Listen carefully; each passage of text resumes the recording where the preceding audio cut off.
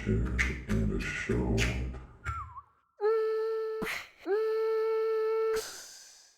Hello and welcome to Feature in a Short. My name is Justin Joseph Hall, director at Fourwind Films and host of this podcast. Feature in a Short is a cuisine event podcast hosted by Fourwind Films where an appointed contributor presents their chosen feature motion picture in a short movie. There is only one condition for this screening selection. The presenter must have been directly involved with one picture, but not the other. This podcast is brought to you by KQRS, who is our sister company at Fourwind Films, a post-production company in Minnesota where you can get up to 70% back from the local and state governments from what you spend on post-production through KQRS. We're located in Hibbing, Minnesota, up north, very close to where we had our screening with our amazing guest who is here today. And her name is Riki McManus. Riki is an amazing human being, and she's been working in the film industry in Minnesota since the 80s. And her first big break happened to be a film that is now in the National Registry, and that we'll talk about later in the podcast. Riki McManus now is the Chief Production Officer at Upper Midwest Film Office that can help get you those tax breaks. She started out her career as a casting director. She not only represents northern Minnesota, where she currently lives, but also just the film industry in Minnesota. She's always got a smile on her face and is introducing filmmakers to each other and people who are just interested in film. And I can't say enough, we would not have started KQRS in northern Minnesota without Riki. So thank you, Riki, for expanding our business. So if you're at all interested in filmmaking, give the Upper Midwest Film Office a shout out, send them an email, and see what it might be like to shoot in northern Minnesota. With that, I'll let Riki announce the short film that she brought to the Minnesota Discovery Center where we had our screening. This was a film that someone came to us and said, you know, we'd like to do a feature up in northern Minnesota. And so they said, we'd like you to watch our short. And once I saw the short, I thought, we have to have these guys come here and make the whole film. It was life-changing. And I won't tell you all the reasons why until you see it. So without further ado, here we go to Rated. And during the film, we handed out lunch boxes with carrots, walnuts, peanut butter and jelly sandwich, a banana, and a granola bar for the audience to eat. Thank you, John Fortson, for letting us screen this. It was definitely an audience favorite, and it has won multiple awards. If you want to watch the film yourself and purchase it, it's available on Vimeo, or you can just head to ratedthefilm.com. After the screening, we had a short discussion about the movie. So, obviously a commentary on social media, but what really struck you the first time that you saw it? So there were a number of things that I looked back on, and honestly, I started to try to do a little bit better. I work with Sherry Marshak, and she has the biggest heart in the whole wide world. And I thought, I want to be more like Sherry. And some of the people that I am surrounded by and I like to be with, many of them are here, and including my husband over there. We can all be kinder and gentler people. John, what he might be doing for the feature? Well, he wants to shoot a longer version. And so we have incentives here in northern Minnesota that beats just about any other place. And so it is a very attractive place for people to shoot financially. They don't get anything back until they spend money here in the region. It puts people to work. It uses our restaurants, our hotels, our people. It is great for our economic impact in the region. But what I can tell you about that conversation, one of the guys that was on the Zoom call said, I've got another Zoom, so I'll have to go. He didn't turn off the camera, and he was talking to his other partner, and he said, oh my gosh, and he said some of those dirty words after that. You would not believe what they have to offer in Northeast Minnesota. And he was so excited. Hi, my name is Fairchild. I just want to say thank you so much for this short film. It was really, really beautiful. And I loved her comment on what you put out is what you get back. There's blessings everywhere. If you look for it, that's what you will see.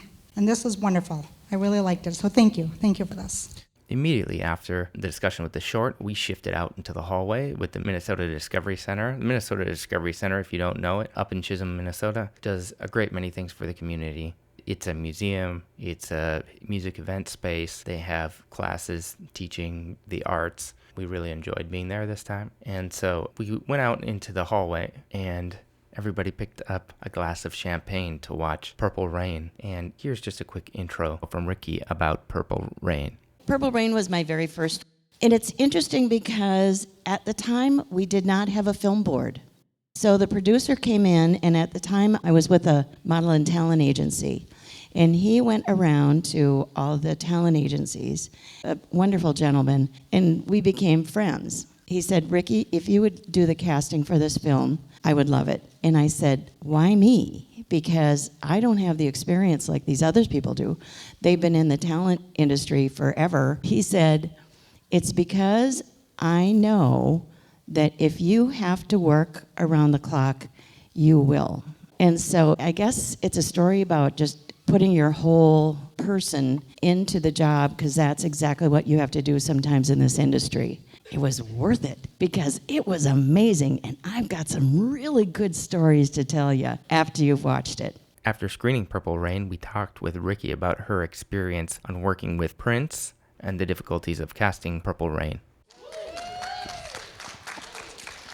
It's a classic for sure. And I don't know if you all know, but this is also on the National Film Registry because of the cultural significance. I want to know, the first thing, Riki, is do you have a Prince story? Oh boy, yes I do. The first time I met Prince, we had a party before we started shooting. So I went to the party, and there was Prince. He was kind of standing over in the side. So I went up to him and I said, I'm so thrilled to be able to work on your project. And all of a sudden, these two big dudes went right in front of me and they said, you don't talk to Prince. Okay. So I didn't. Because they're really big. I mean, you saw a chick that was in there with the white hair. I mean, he got to be a good friend. Actually, I used him in a promotion piece I did, and I used him in some commercials and stuff. The sweetest guy in the whole wide world. Anyway, when we started shooting, Prince said, I want 60% of the people that you're bringing in to me of color. Our population in Minneapolis was 6%. So every night, we would have something on the press, on radio or television, saying if you want to be in a movie, go to the World Theater and sign up. I had about 4 or 5 staff members in the office that were continually calling people to sign them up. And then I started going out to all the bars that I should have never, ever gone to because I needed to fill my quota. And I had a couple of friends that were on the police force, and they said, Riki, whenever we're looking, we go to Moby Dick's. And that's usually where we find them. And at first, some of Prince's bodyguards went with me, but they scared everyone because they'd go behind them and take them by the neck. And they would say, Riki wants to talk to you now. And they would bring them over by the neck. And so, of course, they're going to say yes to anything and everything. So I said, you guys, that's fine. I got this.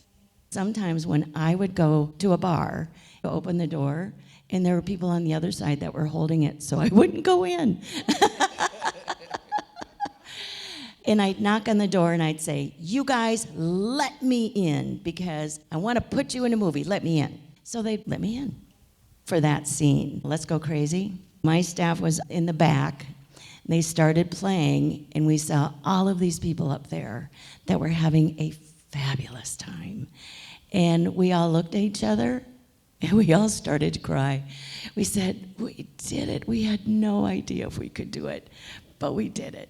And then when we were toward the end of the shoot, we were just bushed. I sat down, I think I was up on the stage because they were resetting things. And Prince came and sat next to me and he said, such a good job. I'm going to do a concert for you guys tonight, which is really the last thing I wanted because I was really tired. And so was everybody that worked with me. We were just, I think it started about 2 a.m. and it was a fabulous concert. We were all dancing, and so I learned to dance from Prince and his dancers. So when I'm sitting here watching this and listening to the music, it was everything I could do to not get up and dance. I think I probably should have. What is like the most difficult part of casting? And then what was the most difficult part of casting this film? It was the numbers, because we really did need numbers. But honestly, you get to meet so many different people. One of my favorite people in this movie was Jerome. Sometimes when you just say a few words and you just know that they've got the heart of gold, that's Jerome. He's got the heart of gold. Otherwise, besides having a lot of people that were on set that really should have been in jail, that was probably one of the tougher parts. It was like a big family. The only bad part of that movie for one day is it was a first-time director. And sometimes first-time directors don't always know what the next step is. Can you explain a little bit again how you got brought into the film and what was your experience before this and what kind of jump was that? Well, I had no experience in casting. So when they picked me, it was really kind of a daunting thing, and I thought, I don't know if I can do this, but I think I can, and I'll do the best I can. After that, I started my own casting company, first casting company in Minnesota. Riki has continued to bring films to Minnesota because Minnesota has a history of amazing artists in film, all the way back to Judy Garland, and that's because we have the talent here. I just was curious about how that came to be, that the Purple Rain project came to be when Prince was so young in his career, and that you cast so many people that were current day people in his life. I think Prince was really on the up and coming at that time. People realized that. And so this was just a venue to get his music out there even in a bigger way. And I think it really worked. All right, so in the forecast to look forward to, we just finished coloring the feature film Aruku, which means I walk in Japanese. It's a documentary feature film by Shiho Kataoka. It's an incredibly beautiful film about 4 people soul-searching and walking to Buddhist temples in Japan. We would like to thank everybody who worked on this podcast. Elizabeth Chatelaine of Catravant helping us set up the event, taking photos, the Upper Midwest Film Office, also known as UMFO, helping spread the word, the Minnesota Discovery Center, who couldn't have done more to get our biggest crowd out ever for one of our screenings. The Rustic Pig created the food for us, Billy Joe Leighton for editing, Hans Bilger for mixing the podcast. The theme song that you're listening to is New Tires by Silent Partner. Please write us to our email or follow us on our social media at Fourwind Films. That's at FOURWIND-FILMS. I'm signing off. Justin Joseph Hall. I'll be back to talk at you soon. Peace.